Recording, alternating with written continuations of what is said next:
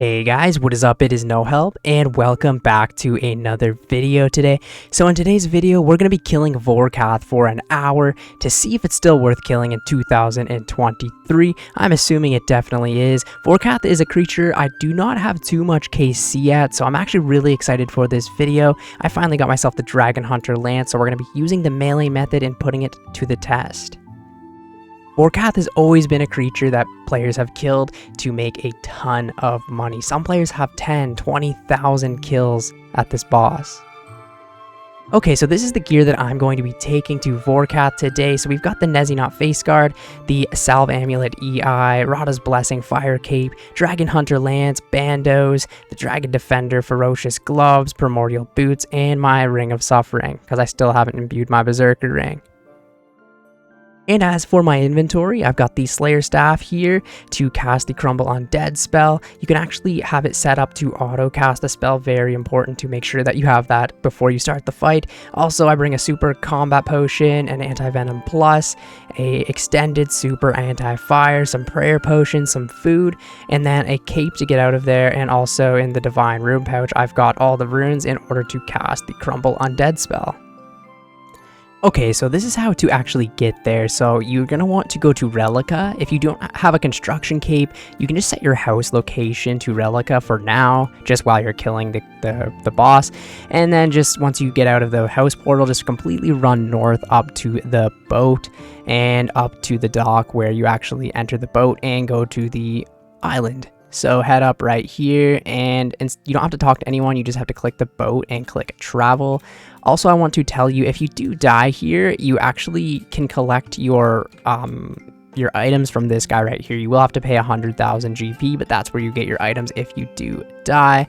All you're gonna need to do is travel through the boat, and you will get to the place where you actually kill Vorkath. So yeah, I'm gonna try my best to explain everything in the fight, so let's just get started. Okay, before we get into the fight, I want to show you the quick prayers. You're going to want to have it from protection from magic and also from piety. And make sure you have run turned off. This is very important, or you will take probably a lot of damage during the one phase of the fight. So now you just need to drink your potion. So I'll drink them all. 1, 2, 3, and let's enter. So all we're going to do now is enter the boss, put our quick prayers on, and poke Vorkath. It's actually a very easy fight. There is just a few mechanics where you can mess up and die. So his green attack right there will be the poison attack. We've already prayed that. The purple will set off the quick prayers. So you're gonna want to put them back on immediately. That's his range attack. You're gonna take damage there sometimes, or you might tank it if you're lucky. The fire ones are just normal attacks. Now this one right here is where you need to have your run energy turned off. You need to be moving at all times and try and avoid the poison splats on the ground. If you stay in the same spot, you will probably die. So that's why if you don't have your run energy on, when you're running, you're going to take a lot of damage. So you need to be walking this whole time to avoid that. Okay, so another regular attack right here. Another regular attack. Going pretty good so far. Okay, another poison attack there. Range. You can eat throughout the fight if you need to as well. The white one right here, you will get frozen. You're going to put the Slayer Staff on and auto attack this guy. If this guy reaches you, you will probably die. He does a lot of damage if he reaches you. I'm going to eat to be safe to make sure we don't die. Okay, we got another poison attack. Another purple attack. Poison again. Doing pretty well. It is very easy once you get the hang of it. This one right here, you need to move. And if you don't move, you will be taking a lot of damage. Probably one-hitting you. See right there where I got hit at 36? I was actually not moving, so that's why we took 36 damage. So it's very important to be moving the whole time. There is a method where people will attack at the exact same time called like the Wook's Walk, but we'll get into that into another video because it's a little more complicated. Okay, so we're almost done the fight now. Right there's a melee attack, but if you have enough defense, you should tank a lot of the melee hits, which is a nice part about bringing like Bandos or even Torva. Okay, we got another ice attack right here. We're going to instantly attack this guy. Perfect. So now Vorkath is almost dead. But the thing about Vorkath is at any time you look away from the screen, you could just die right away. So there's really no AFKing this boss. But yeah, 2 minutes, 20 seconds, not the best that we've ever done. But as you can see, I only have 152 KC, which is pretty crazy. Okay, so I'm going to reset all of my experience and my loot tracker, and we will see how many kills we can get and how much money we can make in an hour. Obviously, if anything interesting happens, I will put on the recorder, but yeah, and maybe when we bank, just to make it a little more interesting. Okay, 1 hour timer starts now.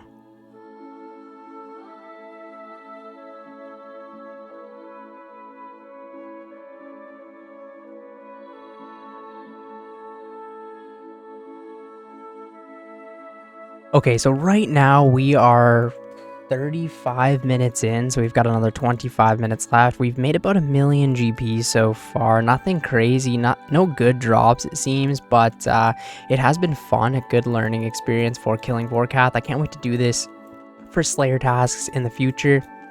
And whenever I'm just bored or whatever, I might just come to Vorkath to get the KC up, because it is a pretty fun boss overall to kill. Can be a little challenging at certain times. I'm not a big fan of the acid phase, obviously. That's where I usually take the most damage and stuff like that. But yeah, I definitely one day want to get the Vorkath pet, so that's going to be something in the future that I really want to go ahead and do. But honestly, Vorkath is pretty chill. Once you kind of know the mechanics of it, it is hard. I wouldn't say it's hard to die, but you can avoid death, if that makes any sense, right? So you do use a lot of supplies though, and especially being an Iron Man, you have to go back to like lava dragons and stuff to get all the supplies. So it does use a lot of supplies, but we'll see what we get. We have got another 25 minutes left of this 1 hour, and then we'll see. XP's been pretty good though. So we have 1 minute left on the timer. Not enough time to do another kill, but we're up to 173 now. We got a new personal best at 147, which is amazing. You'll love to see that. So, is killing Vorkath worth it in 2023? I feel like I actually got really unlucky with the drops this hour. I'm going to put them up on screen right now. So yeah, we got 1.9 million GP in the hour, which isn't bad to be fair, but I definitely think it could be improved. We got 22 kills, so the superior Vorkath, or the superior bones, were 400,000. We got 300,000 GP just in pure cash, and then we got some dragon bolts. And I like how this boss drops manta rays, which you can pretty much just use the manta rays you get as drops for the food, which is just awesome. I love that, especially being an Iron Man. Other than that, we get a bunch of the dragon hide drops, which if we tan these and then craft them and then high alch them, you could probably make a lot more money.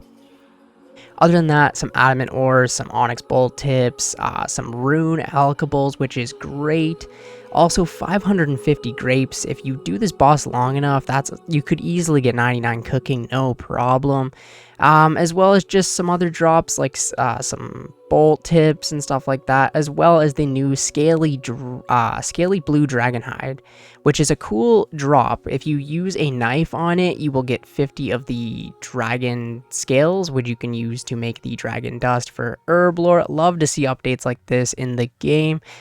So yeah, overall for the drops, not too bad, about 2 million GP, and I think we got pretty unlucky. So I think you could easily get about 2.5, maybe if you're really lucky, up to 3 million GP per hour. And as for the experience, we got 100,000 experience. Not the best, but definitely not the worst for just a boss, right? So I used it on the controlled, so we got 22,000 attack, strength, and defense experience, as well as 25,000 HP XP, almost 5,000 magic experience just from casting the crumble on dead, which is funny. And I also gained a little bit of herb lore experience for making some more potions in the hour. But yeah, overall, I definitely would recommend killing Vorkath. It is a really fun boss, and once you get into the rhythm of it, it's just a lot of fun. I definitely want to go back to this boss in the future and hopefully get that pet.